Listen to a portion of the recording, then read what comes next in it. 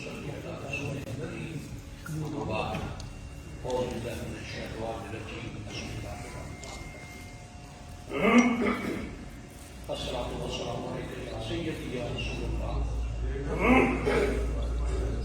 الصلاة والسلام عليك يا سيدي يا حبيب الله الصلاة والسلام عليك يا رحمة الله الصلاة والسلام عليك يا خاتم النبيين الصلاة والسلام عليك يا شفيع المسلمين الصلاة والسلام عليك يا رحمة للعالمين. آج کی اس تقریب کے لیے یقیناً بابر شاہ صاحب مبارکباد کے مستحق ہیں کہ نبی کریم صلی اللہ علیہ وسلم کی بارگاہ ہدیہ درود پیش کرنے کے لیے یہ جو تقریب سجائی اور اس میں ماشاءاللہ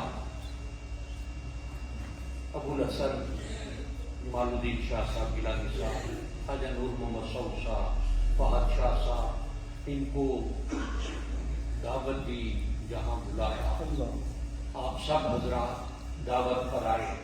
مالک تعالیٰ ہمارا یہاں آنا ہمارا سننا ہمارا بیٹھنا اپنی بارگاہ میں قبول فرمائے اور روز آخرت ہمارے لیے اس سے نجات کا توشہ بنا دے. نبی کریم صلی اللہ علیہ وسلم کی شفاعت کا ذریعہ بنا دے. درود پاک جس طرح قرآن مجید میں ارشاد ہے کہ ان اللہ و ملائکتہ یصلون علی النبی کہ یقیناً اللہ تعالیٰ اور فرشتے نبی کریم صلی اللہ علیہ وسلم پر درود بھیجتے ہیں. یا ایھا الذین آمنوا صلوا علیہ وسلموا تسلیما. اے با ایمان لوگو تم بھی نبی کریم صلی اللہ علیہ وسلم پر درود بھیجو. وسلموا تسلیما اس طرح سے جس طرح بھیجنے کا حق ہے, اپنی تمام تر تسلیمات کے ساتھ, اپنی تمام تر عاجزی کے ساتھ, اپنی تمام تر محبتوں کے ساتھ. بندہ اور اللہ کوئی مشترک بات نہیں ہے کہ وہ مالک تعالیٰ خالق ہے اور خالق ایسا ہے کہ وہ چاہے تو کھنکتی مٹی سے ایک مجسمہ بنا کے اس میں اپنی روح میں سے اور اسے آدم کا نام دے دے, تخلیق اول کہتے ہیں. وہ چاہے تو بن باپ کے بیٹے کو پیدا کر دے, حضرت عیسیٰ علیہ السلام کی مثال.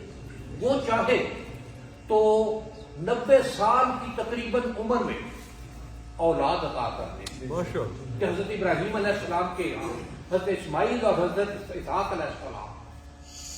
وہ چاہے تو حضرت زکریا علیہ السلام کی ساری زندگی کی دعائیں ایک طرف اور جو انہوں نے حضرت مریم سلام اللہ علیہا کے حجرے میں اس کی نعمتوں کی برسات دیکھ کر دعا کی, اس کو قبول فرما لے. اور قبول ہی نہ صرف فرمائے کہ جو بشارت ان کو ملے اس میں 3 نشانیاں کہ ابھی دعا کی قبولیت کی بات ہے. اس کے بارگاہ میں دعا کی حضرت زکریا علیہ السلام نے تو اس کے ہاں سے سیدم و حصورم و نبی من الصالحین کہ ان 3 صفات کے ساتھ انہیں بشارت مل جائے کہ تمہارے ہاں یہ بیٹا پیدا ہوگا. اور وہ اس کی 3 صفات یہ صفات ہوگی, سردار ہوگا, محفوظ ہوگا اور نبی من الصالحین ہوگا. یہ وہ ہے کہ خالق اور مالک وہ ہے کہ اس کائنات میں اس وقت تقریباً 6 ارب کے قریب لوگ ہیں بنی آدم میں سے. کوئی ایک ہاتھ ایسا نہیں ہے کہ جس کی پوروں کے نشان کسی دوسرے سے مل گئے. کوئی ایک فرد 2 فرد ایسے نہیں ہیں جن کی آنکھوں کی پتلیاں ایک جیسی. اس کا ریکارڈ کیا ہے, اس نے کیسے اس کو ریکارڈ رکھا کہ کیسے بنانا ہے کہ 6 ارب اور 6 ارب کے 6 ارب سب سے مختلف, ان کی نشانیاں, ان کی پہچانیں. اور اس کائنات میں بھیا وقت پیدا ہونے والے 2 بچے بھی ان میں بھی کوئی نہ کوئی فرق ضرور ہوتا ہے.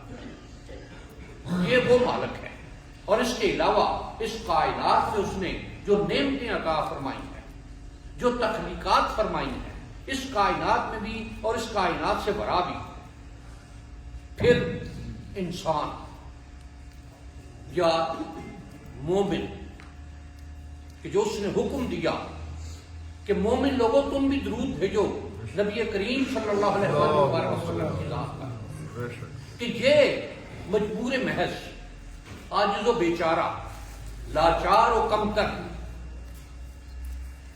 اس میں ایک موقع پر حضرت علی کرم اللہ تعالی وجہ کریم سے یہ سوال کیا گیا کہ انسان کی خود مختاری اور لاچاری کیا ہے؟ تو آپ نے ارشاد فرمایا کہ اپنے ایک پاؤں زمین سے اٹھاؤ. اس نے اٹھا دیا ایک پاؤں. ارشاد فرمایا کہ اب دوسرا پاؤں زمین سے اٹھاؤ. اس نے کہا کہ یہ ممکن نہیں ہے، میں گر جاؤں گا. تو ارشاد فرمایا کہ یہ خود مختاری ہے. اس کے بعد لاچاری کہ تم اپنا ایک پاؤں زمین سے اٹھا سکتے ہو، اور یہ اختیار بھی اس مالک تعالیٰ کا دیا ہوا ہے.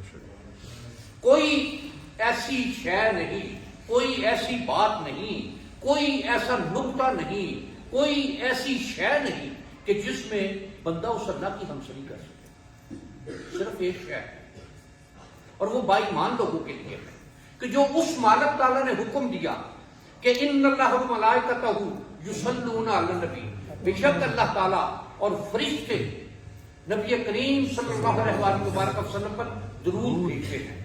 یا ایھا الذین آمنوا صلوا علیہ وسلم تسلیما، اے با ایمان لوگو تم بھی نبی کریم صلی اللہ علیہ وآلہ وسلم پر درود بھیجو. نبی کریم صلی اللہ علیہ وآلہ وسلم کی ذات ایک وہ نقطہ اتصال ہے، ایک وہ ملنے کا مقام ہے، ایک وہ ملاپ کی جگہ ہے کہ جہاں بندہ اپنے اللہ سے مل جاتا ہے. کہ جب وہ نبی کریم صلی اللہ علیہ وآلہ وسلم پر درود بھیجتا ہے تو اس کا ہم نوا بن جاتا ہے، اس کے فرشتوں کا ہم نوا بن جاتا ہے.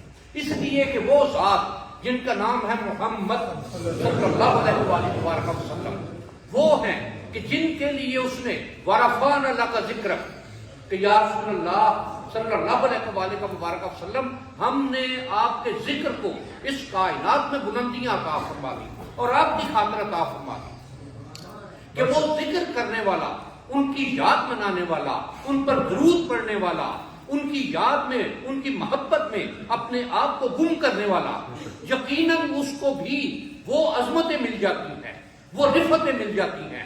پھر کوئی داتا گنج بخش بن جاتا ہے، پھر کوئی خواجہ غریب نواز بن جاتا ہے، پھر کوئی بابا فرید بن جاتا ہے، پھر کوئی موسیٰ پاک بن جاتا ہے، پھر کوئی غوث اعظم بن جاتا ہے. یہ ذاتیں وہ ہیں کہ جنہوں نے اللہ کا حکم اور اللہ کا حکم اس کے رسول صلی اللہ علیہ وآلہ وسلم کے ذریعے سے اپنی جانوں پر، اپنی ذاتوں پر لاگو کیا. اور صرف اپنی ذاتوں پر لاگو نہیں کیا، جو ان کے متوسلین ہوئے، جنہوں نے ان کے ہاتھ میں ہاتھ دیا، جنہوں نے ان کی عظمتوں کو سلام کیا، جنہوں نے اپنے آپ کو ان کے سامنے پیش کر دیا، ان کو بھی اس راستے پر لے کر چلے جو اس مالک کا دیا ہوا، اور اس مالک کا دیا ہوا راستہ اس کے محبوب صلی اللہ علیہ وآلہ وسلم کے ذریعے سے ہم تک پہنچا. اور اس میں ایک بات بہت کہی جاتی ہے کہ ڈائریکٹ اللہ سے رابطہ ڈائریکٹ ہوتا ہے، لیکن وہ مالک جو ہر شے کا مختار ہے، وہ اپنی اس بیچارہ اور عاجز مخلوق سے مخاطب ہونے کے لیے اس نے بھی نبی کریم صلی اللہ علیہ وسلم کو درمیان میں واسطہ رکھا.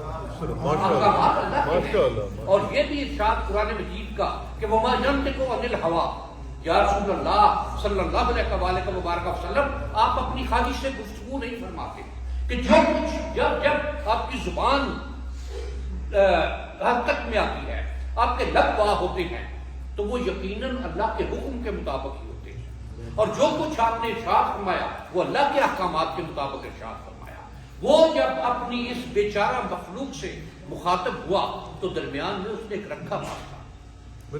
قرآن مجید میرا یقین اور ایمان ہے وہ چاہتا تو لوگ صبح اٹھتے تو ان کے گھروں میں قرآن مجید پڑھا ہوتا، لیکن جو نبی کریم صلی اللہ علیہ وآلہ وسلم نے ارشاد فرمایا کہ یہ قرآن ہے، آیت تلاوت فرمائی یہ قرآن ہے، یہ وحی آئی ہے، وہ قرآن ہے. اس لیے کہ یہ وہ ذات ہیں کہ جن کے دشمن بھی ان کی صداقت کے بارے میں کوئی بات نہیں کر سکے. کہ جب آپ نے جبل ابو قبیس پر کھڑے ہو کر یہ بات ارشاد فرمائی کہ اگر میں تم سے یہ کہوں کہ پہاڑ کے اس طرف دشمن کی فوج ہے جو تم پر حملہ کرنے والی ہے، اور ان لوگوں میں ابو جہل بھی شامل تھا، ابو لہب بھی شامل تھا، عتبہ بھی شامل تھا، ولید بھی شامل تھا، یہ سارے لوگ اس میں ولید نہیں، یہ سارے لوگ اس میں شامل تھے. سب نے یہ کہا کہ آپ صادق ہیں، آپ امین ہیں.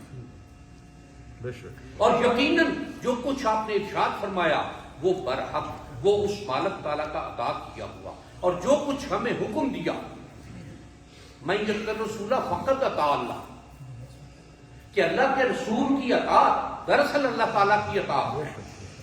ومن تولی فما ارسلناک علیہم حفیظا، جو کوئی اس بات سے پھرا تو یا رسول اللہ صلی اللہ علیہ وآلہ مبارک وسلم، ہم نے آپ کو ایسے لوگوں کا حفاظت کرنے والا بنا کر نہیں بھیجا. اس ذات پر درود، اور درود کی فضیلت اور برکت یہ ہے کہ جہاں کہیں بیٹھ کر درود پاک پڑھیں گے تو نبی کریم صلی اللہ علیہ وآلہ وبارک وسلم کا جو ارشاد ہے کہ جو مجھ پر درود بھیجتا ہے اس کو میرے سامنے اب پیش کیا جاتا ہے، وہ درود میرے سامنے حاضر کیا جاتا ہے. پچھلے دنوں کووڈ کے حوالے سے ایک چینل پر یہ پروگرام میں بھی اس میں شامل تھا، اور سوال یہ تھا کہ کیا یہ بدقسمتی نہیں کہ وہاں درود و سلام کی آوازیں نہیں بلند ہو رہی. تو میں نے اس بات کی مخالفت، میں نے کہا یہ ہمارے لیے ایک افسوس کا مقام ہے، اور اس لیے وہاں جو 70,000 فرشتے ہر روز ایک وقت میں آ کے حاضری دیتے ہیں اور درود و سلام پڑھتے ہیں، اور جس طرح روایت ہے کہ ان 70,000 فرشتوں کو یہ حسرت رہتی ہے کہ دوبارہ حاضری کا موقع ملے. میں کہا اس مالک نے ہمیں یہ توفیق دی کہ ہم جب بھی اس کی توفیق ملے، جب بھی اس بارگاہ سے بلاوا ہو، ہم جا کے حاضری دے دیں. یہ حاضریاں ہماری بند ہوئی ہیں، یہ ہمیں اپنے اعمال کی طرف دیکھنا چاہیے، ہمیں اپنا احتساب کرنا چاہیے، ہمیں اپنے آپ کو دیکھنا چاہیے کہ ہم میں کہاں کہاں کمیاں ہیں، کہاں کہاں کچیاں ہیں، کہاں کہاں کوتاہیاں ہیں، کہاں کہاں لغزشیں ہیں، کہ ہم اس ذات مبارک کے کہ جو رحمت للعالمین ہے، کیا ہم نے اپنے آپ کو اس رحمت سے ایک طرف دیکھ کر لیا ہوا؟ کیا ہم نے اپنے آپ کو بہت بڑا نہیں بنا لیا ہوا؟ کیا ہم نے اپنے آپ کو دوسروں پر خدا نہیں بنا دیا ہوا کہ آج ہم لوگوں کے دین اور ایمان کے فیصلے کر رہے ہیں کہ فلاں مومن ہے یا فلاں مسلمان ہے، فلاں کافر ہے، فلاں اس طرح کر رہا ہے وہ کافر. کسی کی کیا مجال، کسی کی کیا ضرورت. اور اس بارے میں ایک واقعہ ہے کہ حضرت اسامہ بن زید رضی اللہ تعالیٰ عنہ، جو حضرت زید بن حارث کے بیٹے تھے، اور حضرت زید وہ ہیں کہ جنہیں نبی کریم صلی اللہ علیہ وسلم نے ایک وقت میں اپنا متنبع بیٹا بنایا تھا، اور انہیں زید بن محمد کہا جاتا تھا. پھر جب یہ متبنہ بنانے کے بارے میں آیت نازل ہوئی کہ یہ نہیں، تو پھر ان کے والد کا نام استعمال ہوا. اور یہ انہی سے روایت ہے کہ میرے ساتھ ایک انصاری صحابی ہمیں نبی کریم صلی اللہ علیہ وسلم نے ایک مقام پر بھیجا دشمن سے جنگ کے لیے. وہاں گئے تو دشمن میری تلوار کے وار پر آ گیا تو اس نے کلمہ پڑھ لیا، لیکن تلوار پھر بھی چل گئی. واپس آ کے جب یہ واقعہ گزارش کیا گیا تو نبی کریم صلی اللہ علیہ وسلم نے حضرت اسامہ سے یہ سوال پوچھا کہ تم نے جب کلمہ پڑھ لیا تو کیوں قتل کر دیا اسے؟ تو حضرت اسامہ کا جواب تھا کہ اس نے موت کے خوف سے کلمہ پڑھا تھا. تو نبی کریم صلی اللہ علیہ وسلم نے ارشاد فرمایا کہ کیا تم نے اس کا دل چیر کر دیکھا تھا؟ یہ وہ ذات ہیں کہ جن کی زبان سے لفظ ادا ہو تو فرشتے سر سجود ہو جائیں. کائنات کی ہر شے ان کے نام کے سامنے سر سجود ہو جائے. اور اس میں یہ میں جو بات گزارش کر رہا ہوں، دلیل اس کی یہ ہے کہ جب آپ 12 سال کی عمر مبارک میں شام کے سفر پر گئے تو اس وقت بھی ارشاد فرمایا کہ مجھے وہ درختوں کے پتے، مجھے وہ ریت کے ذرے، مجھے وہ ہواؤں کی لہریں آج بھی یاد ہیں. جو الصلاۃ والسلام علیہ یا رسول اللہ کہہ رہے ہیں. یہ شے کہ ہمیں نبی کریم صلی اللہ علیہ وآلہ وبارک وسلم کا امتی بن کر رہنا ہے، امتی بن کر جینا ہے. اور امتی کی نشانی یہ ہے کہ وہ اس کی جان، مال، عزت، آبرو، گھر بار، اولاد، عزیز، رشتہ دار، ہر شے سے بڑھ کر محبت جو ہے وہ نبی کریم صلی اللہ علیہ وسلم کا. اور یہ خود نبی کریم صلی اللہ علیہ وآلہ وسلم کا یہ ارشاد ہے کہ لا یؤمن احدکم حتی اکون احب الیہ من ولدہ ووالدہ والناس اجمعین، کہ تم میں سے کوئی شخص اس وقت تک با ایمان نہیں ہے جب تک اس کی مجھ سے محبت اپنی اولاد، اپنے والدین اور جمیع کائنات سے بڑھ کر نہ ہو. نعرہ ہمارا ہے، دلوں میں ہمارے ہیں، جان دینے کا جذبہ بھی ہے، خون دینے کا جذبہ بھی ہے، گردن کٹوانے کا جذبہ بھی ہے، لیکن جہاں ہمارا کچھ ذاتی مفاد آتا ہے ہم ہر شے چھوڑ کر اور اس طرف ہو جاتے ہیں. اس ذات کے لیے کہ صبح شام دن رات سوتے جاگتے اٹھتے بیٹھتے ان کی یاد کا دل میں رہنا، اللہ تعالیٰ ہمیں اس پر عمل کرنے کی توفیق عطا فرمائے. یہ ہمارے لیے ہمارا ایک نصیبہ بنا دے کہ ہم ہمہ وقت اس ذات پر درود و سلام پڑھتے رہے. وآخر دعوانا